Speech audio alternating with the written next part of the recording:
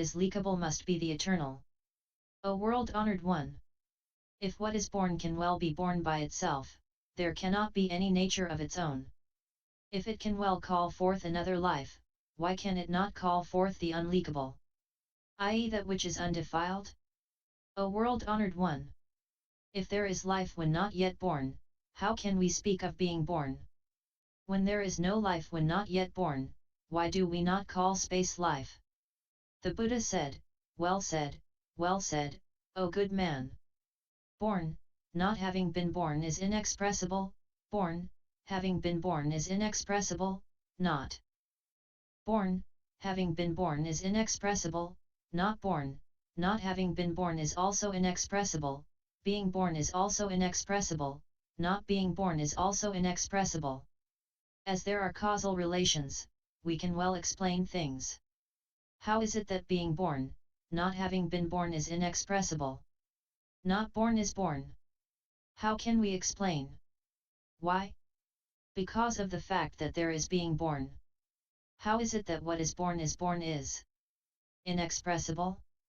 For there is the being born. Because what is born, for there is not being born because being born is born. Hence, inexpressible. Why is being born is not being born inexpressible? What is born is called born, being born does not come about by itself. Hence, inexpressible. Why is not born, not having been born inexpressible? Not being born is nirvana. As nirvana is not being born, it is inexpressible. Why? Because one gains it by practicing the way. Why is being born inexpressible? Because being born is emptiness itself. Why is not being born inexpressible? Because there is the possibility of gaining it. Why is it expressible for causal reasons? Because the 10 causal relations can constitute the cause of being born. Hence, it is possible to explain. O good man! Do not get into the deepest depths of the all-void dhyana. Why not? Because the great mass of people is dull. O good man! In what is created, birth is eternal. As it lives in the non-eternal, birth too is non-eternal. Abiding, too, is eternal, because being born is being born. Abiding is also non-eternal. Difference, i.e. change, too, is eternal. As the law of Dharma is non-eternal, difference is also non-eternal.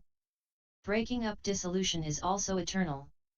Because it is originally empty, but now exists. Hence, breaking up is also non-eternal. O good man! Being born, abiding, difference, and breaking up are all eternal. As there is extinction moment after moment, one must not say eternal. As this great nirvana is disrupted and dies out, we say non-eternal. O good man! Whatever is defiled already has the nature of being born, when it is not yet born. For this reason, being born comes about. What is undefiled has from the beginning no nature of being born. Hence, being born cannot come about. The original quality of fire calls forth fire when conditions so arise. The eye has the nature of seeing and sees by color, light, and mind. The same applies to the being born of beings. As there is the original nature, it can come about, meeting with the causal relations of karma and by the coming together of the parents, which is life. Then Bodhisattva Vaipulya Prabha and the 84,000 Bodhisattva-mahasattwas, on hearing this sermon, jumped for joy and remained suspended in the sky 7 talas high. With respect and folding their hands, they said to the Buddha, O world-honored one! Having been enlightened by the Tathagata in kindly ways, I now understand what one hears and what one does not hear of Great Nirvana. Also, the 84,000 Bodhisattvas have gained the depths of the being born and the not being born of all things. O world-honored one! I now understand all and have done away with all doubts. But among the Bodhisattvas congregated here, there is one called Fearless. He respectfully desires to ask a question. Please deign to answer. Then the world-honored one said to Bodhisattva, Fearless, O good man! Ask whatever you desire to ask. I shall now state things clearly to you. Then Bodhisattva fearless, along with his 64,000 bodhisattvas, stood up from their seats, put their robes in order, prostrated themselves on the ground and said to the Buddha, O world-honored one! How can the people of this world act and gain birth in that immovable world? By what wisdom can the Bodhisattva of the land become the elephant king of all men? How can he possess great virtues and practice the way, and how, with the sharpest of wisdom, can he understand what he hears? Then the world-honored one said in a gatha, one who does not injure the life of beings and strongly upholds the prohibitions, and who learns the Buddha's all-wonderful teaching, gains birth in the land immovable, not stealing the wealth of others, and always giving to all others, and erecting the Katardasa. One gains birth in the land immovable, not raping others' women, not acting unduly towards one's own wife, and giving bedding to those who uphold sila. One gains birth in the land immovable, not seeking profit for one's own, or for others' sake, not having fear, and guarding one's own mouth, not telling lies. One will thus be born in the land immovable, not hurting a good teacher of the way, keeping evil kindred at a distance, and using gentle words. One gains birth in the land immovable.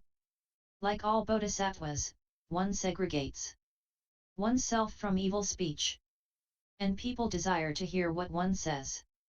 Such a person will gain birth in the land immovable. Even in a joking way, no untimely word is used, and one always speaks at the apt time. Such a person will gain birth in the land immovable. One is always glad when one sees others gaining benefit and one has no jealous mind. Such a person will gain birth in the land immovable. One causes no worries to others, is ever compassionate, and never enacts evil as a means. Such a person gains birth in the land immovable. If not evil in mind, not saying that there can be no dana, no parents, no past, and no future, and if one does not hold such a view of life, one gains birth in the land immovable. On the wayside of a wide and extensive stretch of land, one digs a good well, plants fruit trees, and makes gardens and always gives food to those who beg. Such a person gains birth in the land immovable. If one offers a fragrant lamp or a flower to the Buddha, the Dharma, and the Sangha, one gains birth in the land immovable. If out of fear, or for profit, or for blessings a person writes even a gatha of this sutra, such a one will gain birth in the land immovable. If, even for profit, a person in a day recites this sutra, that person will gain birth in that land immovable. If one, for the sake of the unsurpassed way, for a day or night upholds the 8 pure actions, one gains birth in the land immovable. If one does not sit together with those who commit the grave offences, and reproaches those who slander the vaipulya, one gains birth in the land immovable. If one gives even a piece of fruit to one who is suffering from illness, and looks upon such a person with happy and sweet looks, such a one will gain birth in the land immovable. If one does not defile the priestly robe, guards well the things that belong, or are offered to, the Buddha, and sweeps the ground where the Buddha and the Sangha live, such a person will gain birth in the land immovable. If one makes statues that are big, and erects Buddhist stupas as large, and if one is glad at heart, such a person gains birth in the land immovable. If one, for this sutra, gives oneself or wealth to those who preach, such a one gains birth in the land immovable. If one gives ear to, and copies, the undisclosed store of all Buddhas, upholds and recites it, such a person gains birth in the land immovable. Then Bodhisattva-mahasattva fearless said to the Buddha, O world-honored one! I now see that by what I do I gain birth in that land. If the Tathagata will condescend to explain what Bodhisattva-mahasattva all-shining highly virtuous king asks for the sake of all beings, this will benefit and give peace to all such as humans, gods, asuras, Gandharvas, Garudas, Kimnaras, Mahoragas, and others. Then the world-honored one said to Bodhisattva-mahasattva all-shining highly virtuous king, well said, well said. O good man! Listen well with all your mind. I shall now explain it to you in detail. By causal relations, there can be one not yet arrived, by not arriving, by causal relations, there is one arrived, not arriving, by causal relations, there can be one who has not yet arrived, having already arrived, by causal relations, there can be one who is arrived, having already arrived. How is there one who is not yet arrived, by not arriving? O good man! Now, non-arriving is nirvana.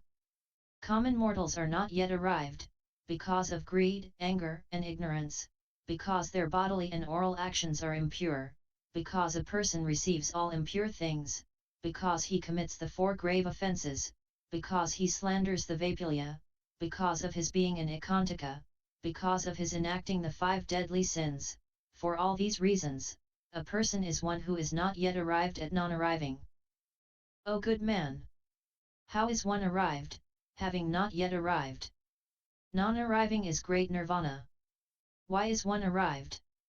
Because one eternally cuts away greed, anger, and ignorance, and all evil actions of body and mouth, because one does not receive impure things, because one does not perform the 4 grave offences, because one does not slander the Vaipulya Sutras, because one does not become an ekantaka, and because one does not commit the 5 deadly sins. For these reasons, we say that one arrives, having not yet arrived. Now, the Srotapana arrives after 80,000 kalpas, the Sakratagamin arrives after 60,000 kalpas, the Anagamin after 40,000 kalpas, and the Arhat after 20,000 kalpas, and the Pratyekabuddha after 10,000 kalpas. For this reason, we say that one has arrived, while not yet having arrived. O good man! How is a person arrived, having already arrived? To arrive corresponds to the existences. All beings are always overshadowed by innumerable defilements and bonds, which come and go, never parting, as with a rotating wheel. This is arriving. Sravakas, Pratyekabuddhas, and all bodhisattvas are eternally segregated from these. Hence, non-arriving. To succor beings, manifestation is enacted amidst them. Hence, having arrived. O good man! Why do we say having arrived by having arrived? To arrive relates to the existences. Such are the things of defilement of all common mortals, Srotapanas, up to Anagamins. Thus we say having arrived, having arrived. O good man! The same applies to what one has heard and what one has not heard. These are the instances of hearing, not having heard, not hearing, having not heard, not hearing, having heard, and hearing, having heard. What is hearing, not having heard? O good man! Not hearing is Great Nirvana. Why not hearing? Because of not being created, because it is not a sound, because it cannot be explained. Why hearing? Because one can hear the names, which are the eternal, bliss, self, and the pure. Hence, hearing, not having heard. Then Bodhisattva-mahasattva all-shining highly virtuous king said to the Buddha, O world-honored one! You, the Buddha, say that Great Nirvana cannot be heard. How is it that the eternal, bliss, self, and the pure cannot be heard? Why not? O world-honored one! You say that a person who has made away with defilement is one who has attained nirvana. One not yet cut free from defilement is one who has not yet gained it. Thus the nature of nirvana is what originally was, is not now. If what applies in the world is what originally was, is not now, this is the non-eternal. It is as with a pot, which is what originally was, but is not now, and what once was which now returns to not is, and which is the non-eternal. If nirvana is thus, how could we speak of the eternal, bliss, self, and the pure? Also, Next, O world-honored one! What can arise by adorning is non-eternal. If Nirvana is such, it must be non-eternal. What are the causal relatons? The elements assisting towards enlightenment, the 6 paramitas, the 4 limitless minds, physiognomical forecasting, the anapana, the 6 thinkings all crush the 6 great elements. All these items constitute the cause and condition to call forth nirvana. Hence, non-eternal. Also, next, O world-honored one! Whatever is non-eternal. If nirvana is, nirvana must be non-eternal. This is what obtains in the Agamas, in which you said that the Sravaka, Pratyeka Buddha and the all-Buddha world-honored one all have nirvana. Hence, non-eternal. Also, next, O world-honored one! Whatever is visible is non-eternal. This is as when the Buddha said before that one who can see nirvana can well cut away defilement. Also, next, O world-honored one! For example, this is like space, which does not molest hinder any beings. So, we say eternal. If nirvana is eternal, why are there those who gain and who do not gain? If nirvana is thus and is partial with beings, how can we call it eternal? O world-honored one! For example, people have an enemy. If this enemy is made away with, all have peace. If nirvana is impartial, this must mean that if one gains it, many must gain it. If one person cuts off bondage, many persons must be able to cut off bondage. If things are not thus, how can there be the eternal? For example, a man respects, makes offerings to, honors and praises the king, prince, his parents, teachers, and elders, and there is benefit. This is not eternal. The same is the case. Why? You, the Buddha, said in the Agama to Ananda, if one truly respects nirvana, one cuts off bondage and perfects immeasurable bliss. So, we do not say eternal. O world-honored one! If there are such as the eternal, bliss, self, and the pure, we cannot call nirvana eternal. If there are no such, how can we explain the matter? Then the world-honored one spoke to Bodhisattva-mahasattva all shining highly. Virtuous King, the true quality of nirvana is not that of something that originally was not but now is.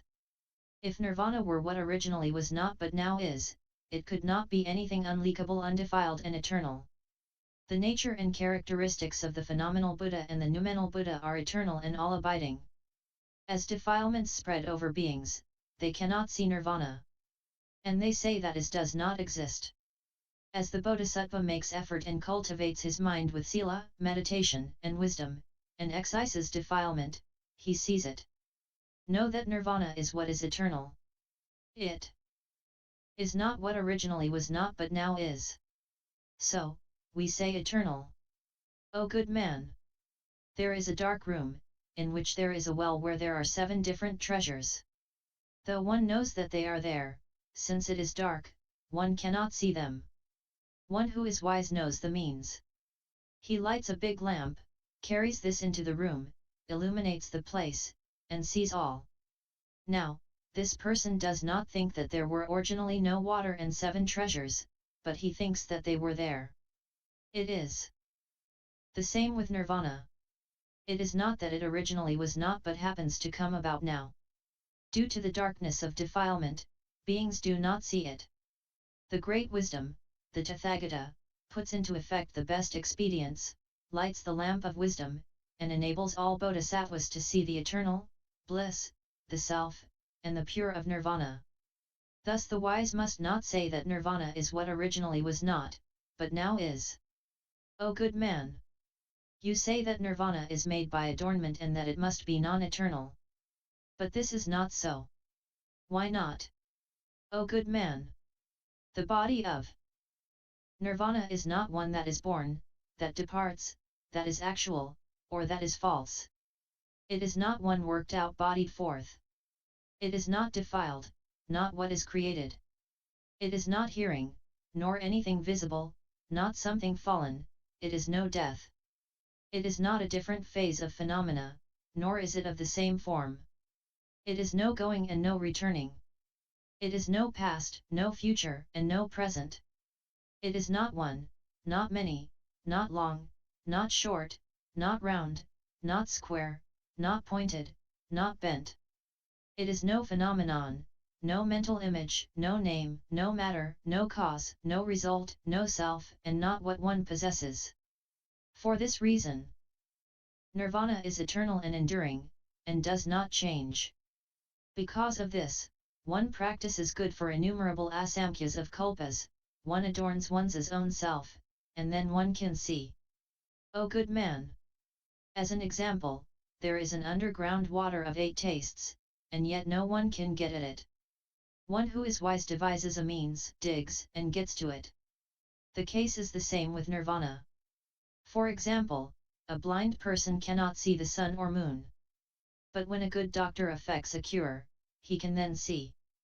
And it is not that the sun and moon have come about but now. It is the same with Nirvana. It has already existed by itself, and it is not that it is something that happens to come into existence now. O good man!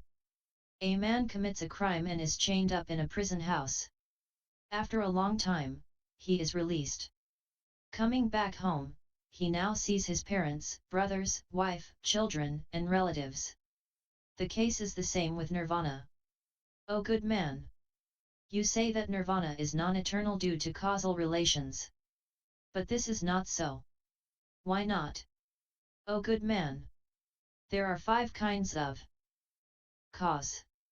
What are the 5? They are, 1. Cause of birth, 2. Cause of harmonization, 3. Cause of being as it is, 4. Cause of growth, and 5. Cause of far out indirect. What is the cause of birth? It is based on karma, defilements, etc., and all such seeds of the external category as plants and grass. These are the causes of birth. What is the cause of harmonization? This is none other than the harmonization between good and the good mind, non-good and the non-good mind, indefinable avyakrita and the indefinable mind. This is the cause that can be talked of as harmonization. What is the cause of being as it is? Due to the pillars, the roof does not fall down. The mountains, rivers, and trees rest on the great earth. And they can be as they are and stand. Man possesses, within, the 4 great elements, an innumerable and unending number of defilements. And beings continue to exist. This is the cause of being as it is. What is the cause of growth? Clothes, food, and drink enable beings to grow. The seed of the external category is not burnt out or eaten up by birds. Hence, growth. The Sramanas and Brahmins grow by depending upon the honored ones upadhyaya, the good teachers of the way, etc. Or it is like a child that grows up by depending upon its parents. This is the cause of growth. What is the cause that is far out? For example, through charms, no demons or poison can cause one harm. Depending and relying on kings, there can be no robbers. Budding rests upon earth, water, fire, and wind. This is as wind churning and a person become the far out distant, ultimate cause of butter, or bright color the far off cause of consciousness, or dead bodies of parents the far off cause of beings. Such as the seasons, too, become far off causes. O good man! The body of Nirvana is not one that comes about from these 5 causes. How could one say that it arises from a cause of the non-eternal? Also, next, O good man! There are 2 causes. One is the cause of doing, and the other that of enlightening. It is as with the rope of the potter's wheel. This is the cause of doing. A lamp illuminates things in the darkness. This is the cause of enlightening. O good man! Great Nirvana does not come about from the cause of doing. It only follows the cause of enlightening. By the cause of enlightening is meant such as the elements of the way assisting to enlightenment and the 6 paramitas. These constitute the cause of enlightening. O good man! Dana generous giving is the cause of Nirvana, but not the cause of Great Nirvana. Dana paramita perfected giving is the cause of Great Nirvana. The elements can be the cause of nirvana, but not of Great Nirvana. The innumerable asamkhyas of assisting elements can be the cause of Great Nirvana. Then, Bodhisattva-mahasattva all-shining highly virtuous king said to the Buddha, O world-honored one! In what way can dana not be paramita, and in what way can dana be paramita? And also, in what way can prajna wisdom not be paramita, and in what way can it be so called? In what sense do we speak of nirvana and of Great Nirvana? The Buddha said, O good man! When the Bodhisattva-mahasattva practices the vaipulya Mahaparinirvana, he does not hear or see dana, nor does he hear or see paramita. Nor does he hear or see prajna, nor does he hear or see paramita. Nor does he hear or see nirvana. Nor does he hear or see Great Nirvana. When the Bodhisattva-mahasattva practices Great Nirvana, he knows and sees the universe and he realizes that the real state is all void and that there is nothing that one possesses. And that there is nothing that has any mode of harmonization or perception. And what he gains is such a phase state of realization as the unleakable, i.e. undefiled, non-doing, the phantomic, the burning flame of the hot season, and the all-empty phase of a Gandharvan castle. Then the Bodhisattva sees such a phase and has no greed, malevolence, and ignorance. He does not hear or see. This is what we mean when we say that the Bodhisattva-mahasattva himself knows that this is dana, this paramita, this prajna, this paramita, this nirvana, this Great Nirvana. O good man! What is dana, and what is not paramita? One sees one who begs, and one gives. This is giving, but not paramita. When there is none that begs, but one opens up one's heart and gives of one's own accord, this is paramita. One gives according to the time. This is giving, but not paramita. One practices eternal giving, this is paramita. One gives to others and later regrets it. This is giving, but not paramita. One gives and does not regret it. This is paramita. The Bodhisattva-mahasattva gains 4 fears and things. To the king, robber, water, and fire, he is pleased to give. This is paramita. If one gives, expecting a return, this is giving, but not paramita. If one gives, but does not look for any recompense, that is paramita. One gives when one fears, one gives for fame and profit, for a family legacy, for satisfying the 5 desires in heaven, for pride, for the pride of being superior to others, for knowledge, for recompense. In the life to come, all of which is like doing trade. O good man! This is like a person who plants trees to gain cool shade and flowers, fruit and wood. If one practices such giving, this is giving, but not any paramita. The Bodhisattva-mahasattva who practices Great Nirvana does not see giver, recipient, or thing given, nor time given, nor any field of blessings nor non-field of blessings, nor any cause, condition, result, doer, receiver, nor many, nor less in number, nor purity, nor non-purity. He does not belittle the recipient, himself, or the thing given. He does not care about who sees or who does not see. He makes no distinction between himself and others. He only practices dana for the sake of the eternal Dharma of the vaipulya Mahaparinirvana. He gives to benefit all beings. He gives to cut off the defilements of all beings. He practices dana without seeing giver, recipient, or thing given. O good man! As an example, a man falls into the great sea, but as he holds on to a dead body, he is indeed able to be saved. When the Bodhisattva-mahasattva practices the way of Great Nirvana and performs dana, things are as in the case of the dead body. O good man! There is a man, for example, who is shut up in prison. The gate is strongly guarded, but there is a hole in the privy. Through this, he gains an unhindered place, i.e. his freedom. So does it obtain with the Bodhisattva-mahasattva, as he practices Great Nirvana and performs giving. O good man! This is, for example, like unto a nobleman who has fear, feels unsafe, and has no one upon whom to rely, and who asks for help from the hand of a Kandala. So does it stand with the Bodhisattva-mahasattva when he practices Great Nirvana. O good man! This is like the situation of a sick person, who, in order to eliminate the pain of illness, partakes of what is unclean. So do things stand with the Bodhisattva when he practices Great Nirvana and performs giving. O good man! If the Brahmins come across a rise in the price of cereals, they will partake of dog's meat, for the sake of their life. It is the same with the Bodhisattva when he practices Great Nirvana and performs giving. O good man! Nothing like this relative to Great Nirvana has been heard for innumerable kalpas past, and yet we hear it. As for Sila, Silaparamita, Pruchna, and Prajnaparamita, things are as stated in the Avatamsaka Sutra. O good man! How does a Bodhisattva-mahasattva practice the way of Great Nirvana and hear what has not been heard? What the types of sutra state is profound in meaning, unheard since of old. Now, solely in this sutra, we fully hear well. We heard about this before. But what was heard was the name only. Only in this Great Nirvana Sutra do we hear about the meaning.